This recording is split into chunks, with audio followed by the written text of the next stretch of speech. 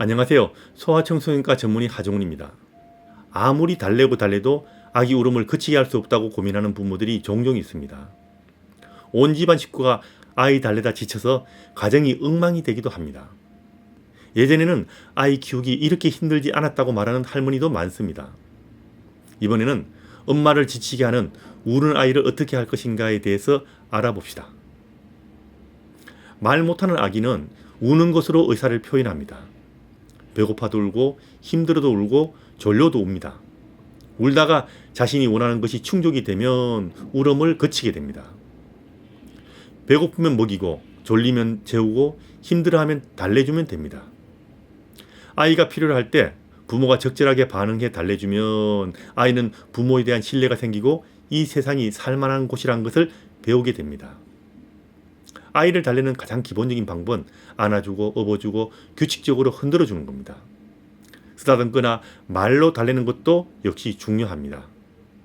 그래도 안 되면 안고 돌아다니는 것도 도움이 됩니다. 신생아 시기에 속삭이를 싸두면 엄마 뱃속에서처럼 포근함을 느껴서 울음을 그치는 데도 도움이 됩니다. 하지만 속삭이를 싸더라도 다리는 움직이기에 다리 부위를 싸지 않는 것이 중요합니다. 신생아 시기가 지나면 속삭이 싸서 달래는 것은 별로 바람직하지 않습니다.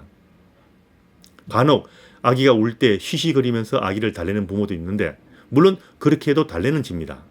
하지만 아기를 달랠 때는 상황에 맞는 부모의 말로 달래는 것이 여러모로 더 좋습니다. 물론 잘 안 될 때는 신생아 시기에 간혹 사용할 수는 있습니다. 하지만 신생아 시기가 지난 아기들에게 쉬쉬하면서 달래는 것은 권장할 만하지는 않습니다. 백색 소음이라는 것도 사용할 수는 있지만 아기들은 일상의 소리에 노출되는 것이 더 낫습니다. 물론 아주 심하게 울어서 달래지지 않는 경우 일시적으로 사용해 볼 수는 있지만 평소에 아기가 울까봐 백색 소음을 백그라운드로 깔아두는 것은 바람직하지 않습니다.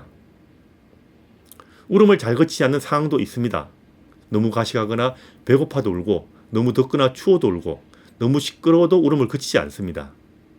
편안한 상태가 아이들에게 제일 좋기 때문에 이런 편안한 상태를 유지해 주는 것이 좋습니다.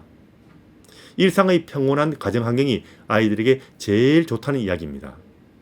물론 아무리 달래도 울음이 그치지 않는 경우도 있습니다.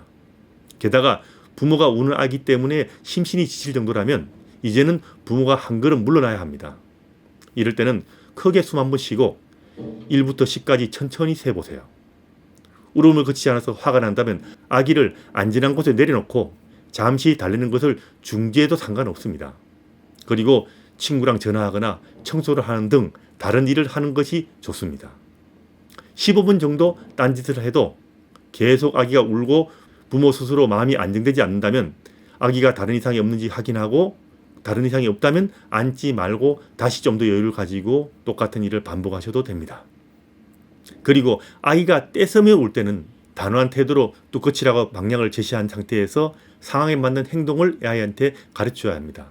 예를 들어 공공장소에서 애가 때려 쓰고 울 때는 자 이제 그만 남들 피해주니까 그만 떠들지 말고 뚝 그치자 이런 식으로 방향을 제시해야 된다는 겁니다. 때려 쓰고 우는 아이에게 울리지 말라는 말을 실행에 옮기려고 달래다 하다 보면 점점 더 때려 쓰게 됩니다. 그리고 이런 상황에서 운다고 달래려고 매달릴수록 더 울게 된다는 것도 미리 알아두시는 것이 좋습니다. 여기까지는 아이를 달래는 이야기입니다. 하지만 더 중요한 이야기가 있습니다. 육아 전문가들이 초보 부모들에게 한결같이 말하는 것은 아기 우는 것을 겁내지 말라는 겁니다. 그리고 부모가 아기를 사랑하는 한, 그리고 보통의 가정에서 같이 있는 한 아기가 운다고 애가 질병이 있지 않는 한은 특별한 문제가 될 것이 없다고 말을 합니다. 그런데 아기를 울리면 큰일 날 것처럼 이야기를 하면서 어떻게든 달래야 내 손상을 받지 않는다는 놀라운 생각을 하는 부모들도 있습니다. 아주 특이하게 작심을 하고 울리지 않는 한 통상적으로 아기가 운다고 부모가 달래는데 달래지 않고 운다고 내 손상을 받을 수는 없습니다. 그거는 거의 불가능한 이야기고요. 아기를 울리지 않는다는 것은 현실적으로 불가능하고 모든 울음을 다 달랠 수는 없고 다 달래주려고 해도 안 됩니다. 가능한 이야기도 아니고요. 아기가 울 때 보고 배고프고 졸리고 이런 등의 생리적으로 꼭 필요한 것이 있으면 당연히 들어줘야 하지만 그게 아니라면 부모가 할 수 있는 만큼 적당히 달래주시면 됩니다. 그래도 안 된다면 나머지는 아이 스스로 달랠 수 있게 기회를 줘야 합니다. 아기는 스스로 울음을 달랠 수 있는 능력을 스스로 익히는 것이 정말 중요하다는 것도 알아두셔야 합니다. 그래서 아기가 울 때 생리적으로 꼭 해줘야 될 그런 이유 때문에 울지 않는다면 바로 달리기보다는 아이 스스로 자기를 달랠 수 있게 한 템포 늦춰서 달래라는 말을 하는 겁니다. 아기 우는 거 겁내지 마십시오. 우는 거 겁내는 순간부터 부모는 아기에게 약점을 잡히는 겁니다. 아기가 울면 모든 것을 다 들어주게 되고 그럼 아기는 울면 뭐든지 다 이루어지기 때문에 더 울게 됩니다. 갈수록 악순환이 된다는 이야기입니다. 예전에는 아기 키우기 이렇게 힘들지 않았다는 할머니들이 있습니다. 그 이유는 간단합니다. 예전에는 아기를 이렇게 키우지 않았으니까 이렇게 힘들지 않았던 겁니다. 예전에 팔남매 키우면서 밥하고 빨래하고 설거지하고 청소하고 논만 매던 그 시절에 지금 부모처럼 아기가 운다고 매달려서 달래는 것은 아예 불가능했습니다. 호의가 반복되면 권리로 생각한다는 말이 있습니다. 아기가 울 때마다 엄마가 모든 것을 다 달래게 되면 이제는 아기가 자신이 원하는 것이 있으면 울 수밖에 없게 됩니다. 울면 모든 것이 다 해결되니까요. 우는 거 겁내지 말라고 말하면 아기를 울리라는 말이냐고 되묻는 부모도 있습니다. 그 이야기는 전혀 다른 이야기입니다. 겁내지 말라는 말은 울리라는 말과 전혀 다른 말인데 아이를 키워보지 않은 부모들은 그 중간에 있다는 것을 알기 힘듭니다. 쉽게 이야기해서 아이 운다고 학교 안 보낼 겁니까? 울어도 학교는 보내죠.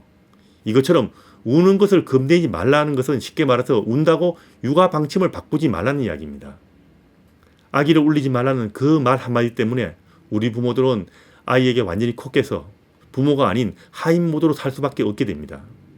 아기 울리지 말라는 그 말을 머릿속에 넣고 있는 한 그 어떤 육아법도 통하지 않게 됩니다. 아기에게 끌려가는 육아법 외에는 할 수 있는 것이 없게 된다는 이야기입니다. 아기 우는 거 겁내지 마십시오. 울리지 말라는 말 때문에 무조건 울면 달래야 된다는 그런 생각을 하는 부모도 있는데 이것은 가능한 이야기가 아닙니다. 달래도 달래지지 않고 짜증나고 화난다면 차라리 그냥 내버려 두면 됩니다. 아가는 적당히 울어야 머리가 좋아진다는 우리 전통 육아의 지혜에 귀를 기울여 보시면 육아가 훨씬 편해진답니다. 사정 하나 더 붙이겠습니다. 아기를 어떻게 키울 것인가는 부모가 결정하는 몫입니다. 원하시는 방법대로 키우셔도 됩니다. 하지만 지금 제가 말씀드리는 이런 방법들이 우리 전통 육아법이고 지금 전 세계 육아 전문가들이 공통적으로 권장하는 방법이고 수많은 부모들이 지금도 아이를 이렇게 키우고 있습니다. 저는 이런 방법이 아이를 쉽고 재밌고 키울 수 있는 기본적인 육아법이라서 권고하는 겁니다.